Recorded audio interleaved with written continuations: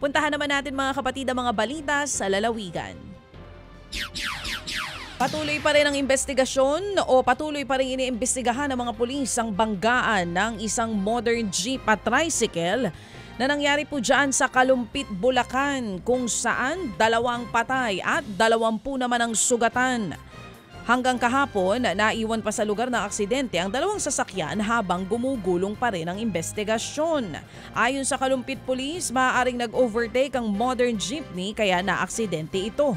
Nakikipag-unahan daw ito para makapagsakay pa ng mga estudyanteng pasahero. Lumalabas din na overloaded ang modern jeep. Nakakulong na ang driver ng modern jeep at itinangging nagmamadali at nag-overtake ito. Depensa niya, nawalan daw siya ng preno.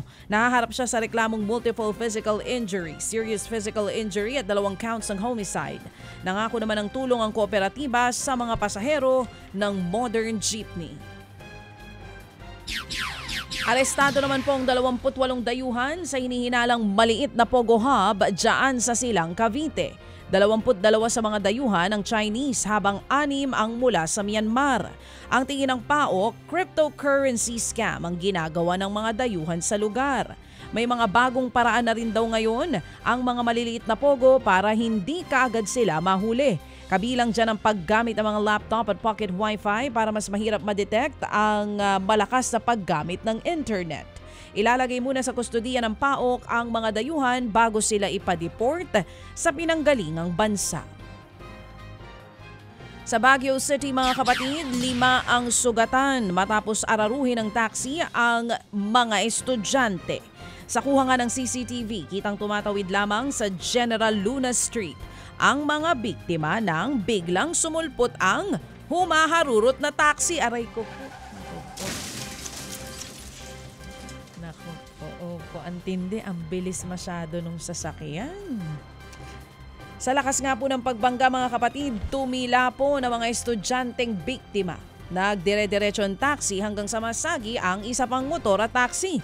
Sa inisyal na investigasyon, aksidenteng natapakan po ng 66 anyos na driver ang accelerator ng taxi at hindi po kaagad ito nakapagpreno. Pinag-aaralan pa ng mga biktima kung magsasampa nga ng reklamo. Puntahan naman natin mga kapatid ang mga balitang consumer at pangkalakalan. Suportado ng higit 20 industry groups ang franchise renewal ng Meralco. Ayon po sa pahayag ni Senator Joel Villanueva, kasama rito ang mga grupo katulad ng Federation of Philippine Industries, American Chamber of Commerce of the Philippines, Japanese Chamber of Commerce and Industry of the Philippines at maraming iba pa. Naniniwala raw kasi ang mga grupo na makatutulong ang panibagong 25-year franchise sa pagpapalakas ng business confidence sa manufacturing sector. Bagay na makakapagsigla naman sa ekonomiya ng bansa. Kaya sabi ng Japanese Chamber of Commerce, bahalaga sa paglago ng ekonomiya na ma-renew ang franchise ng Meralco. Balak naman daw ng gobyerno na lakihan ang hati ng domestic debt sa kabuoang halaga ng sovereign debt o utang nito. Layon nga ng gobyerno na iangat sa 80% ang share ng inuutang nito sa local sources. Para naman nasa 20% na lamang ang utang nito sa ibang bansa. Mula po yan sa kasalukuyang 70-30 na hatian sa ngayon.